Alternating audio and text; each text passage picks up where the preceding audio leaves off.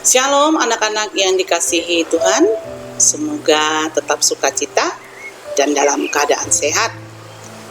Hari ini kita akan melanjutkan pembelajaran kita, yaitu pada KD 35, bekerja dalam berbagai bidang kehidupan. Silakan anak-anak ibu semua lihat gambar ini. Apa yang terlihat dari gambar ini? Ya, betul sekali. Ini adalah bentuk kerjasama. Kerjasama memang sangat dibutuhkan di dalam berbagai bidang kehidupan. Bahkan terbentuknya Negara Kesatuan Republik Indonesia diawali dengan kesadaran nasional akan persatuan dan kesatuan bangsa. Persatuan dan kesatuan terwujud karena adanya kerjasama sesama masyarakat Indonesia untuk mengusir penjajah. Kerjasama itu boleh dikatakan sebagai suatu kegiatan ataupun usaha yang dilakukan oleh dua orang atau lebih untuk mencapai tujuan bersama. Semangat kerjasama dalam kehidupan di masyarakat terwujud dalam kegiatan gotong royong yang sesuai dengan kehidupan budaya daerah. Beberapa istilah gotong royong pada masyarakat Indonesia. Manunggal Sakato, itu kita kenal dari Sumatera Barat. Sikaroban di Palembang, gugur gunung di Jawa. Gotong royong berarti bekerja bersama-sama untuk mencapai suatu hasil yang didambakan. Sikap gotong royong adalah bekerja bersama-sama dalam menyelesaikan pekerjaan dan menikmati hasil pekerjaan tersebut secara adil. Gotong royong merupakan ciri khas dan budaya masyarakat Indonesia yang didorong kesadaran bahwa manusia memerlukan bantuan orang lain dalam kehidupannya. Manusia dapat hidup secara wajar apabila bersama-sama dengan manusia lainnya. Artinya, secara individu kita akan hidup berkelompok. Bentuk kerjasama atau gotong royong dalam kehidupan bermasyarakat, berbangsa dan bernegara akan tampak dalam kehidupan sosial politik, akan tampak dalam kehidupan ekonomi, dalam bidang keamanan, dan juga dalam bidang pertahanan keamanan dan kehidupan umat beragama. Sebagai makhluk ciptaan Tuhan, manusia itu tidak bisa hidup sendiri tanpa bantuan dari manusia lainnya. Oleh sebab itu, salah satu cara manusia dalam memenuhi kebutuhan hidupnya, baik sebagai makhluk pribadi maupun makhluk sosial, adalah dengan melakukan kerjasama. Kita perhatikan kembali bahwa kita hidup di negara Indonesia yang dikenal dengan keberagaman.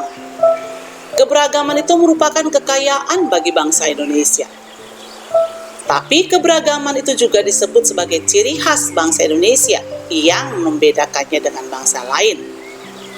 Artinya melalui kerjasama dalam berbagai kehidupan keberagaman yang dimiliki bangsa Indonesia, ada kekuatan untuk bisa mencapai tujuan nasional.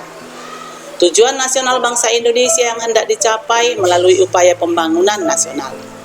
Tujuan nasional tercantum di dalam pembukaan Undang-Undang Dasar Negara Republik Indonesia tahun 1945 pada alinea keempat. Bunyinya sebagai berikut. Melindungi segenap bangsa dan seluruh tumpah darah Indonesia. Memajukan kesejahteraan umum. Mencerdaskan kehidupan bangsa, ikut serta melaksanakan ketertiban dunia yang berdasarkan kemerdekaan, perdamaian abadi, dan keadilan sosial. Anak ibu, ini adalah lagu Bangun Pemuda-Pemudi yang menunjukkan betapa pemuda dan pemudi Indonesia punya satu prinsip untuk bekerja sama membangun negara. Kita akan membahas bagaimana kerjasama dalam bidang politik. Dasar bentuk kerjasama dalam bidang politik didasari oleh sila keempat Pancasila. Gotong royong atau kerjasama didorong oleh kesadaran bahwa manusia memerlukan bantuan orang lain dalam kehidupannya. Manusia dapat hidup wajar apabila bersama-sama dengan manusia lainnya. Ini artinya gotong royong itu adalah bentuk kerjasama karena manusia itu membutuhkan orang lain. Karena manusia itu baru bisa hidup secara wajar, artinya terpenuhi kebutuhannya bila bersama-sama dengan manusia lain. Berbicara tentang politik, Ibu akan membahas di sini sedikit politik.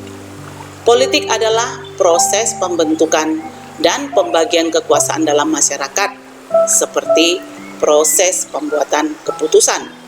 Jadi proses pembuatan keputusan yang dilakukan oleh pemerintah di dalam negara itu disebut sebagai satu contoh proses dari politik. Politik bisa juga diartikan sebagai suatu seni dan ilmu untuk meraih kekuasaan secara konstitusional maupun non-konstitusional. Contoh-contoh kerjasama dalam bidang politik bisa kita lihat berikut ini dan dengarkan penjelasan berikutnya.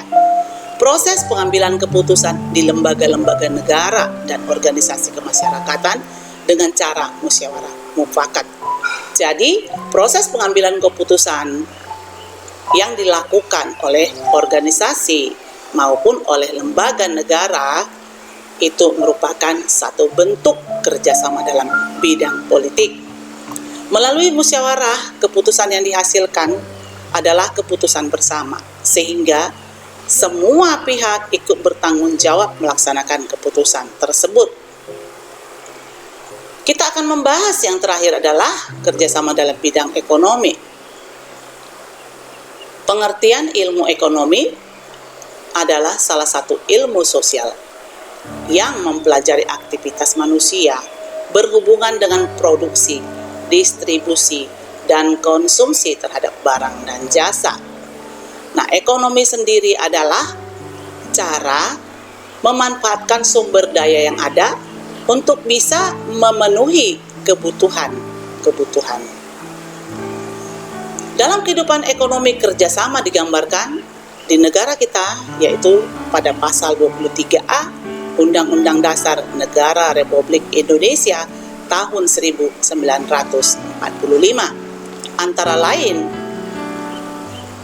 yang dibunyikan, pajak dan pungutan lain yang bersifat memaksa untuk keperluan negara diatur dengan undang-undang.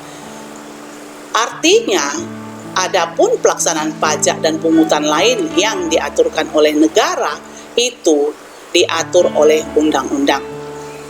Nah, kita lihat berikutnya bahwa pembangunan nasional untuk kesejahteraan dan kemakmuran rakyat itu dibiayai oleh pajak. Artinya pajak yang sudah diaturkan oleh pemerintah di dalam pasal 23 Undang-Undang Dasar tersebut merupakan bagian dari wujud atau bagian dari sumber dana untuk bisa melaksanakan pembangunan nasional sehingga terwujud kesejahteraan dan kemakmuran dari rakyat Indonesia. Demikian anak-anak ibu semuanya, beberapa contoh di dalam berbagai bidang. Kita akan mendiskusikan materi berikutnya dalam pertemuan kita di kelas. Ibu berharap kalian bisa menggali, mengulang kembali materi yang sudah disampaikan melalui video ini. Tetap semangat belajar, tetap berdoa di dalam Tuhan. Semangat dan semangat belajar. Tuhan Yesus memberkati.